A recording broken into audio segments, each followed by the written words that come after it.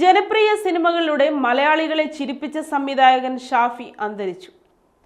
കൊച്ചിയിലെ സ്വകാര്യ ആശുപത്രിയിൽ 12:25 അന്ത്യം.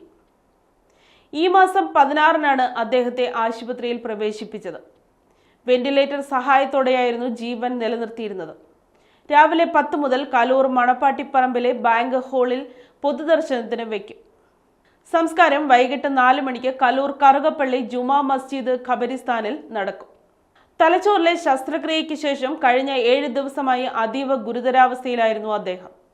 2001-ലാണ് തന്റെ ആദ്യ സിനിമ സംവിധാനം ചെയ്തത്. വൺ മാൻ ഷോ എന്ന ചിത്രത്തിലൂടെയാണ് ഷാഫി സംവിധാന രംഗത്തെത്തിയത്.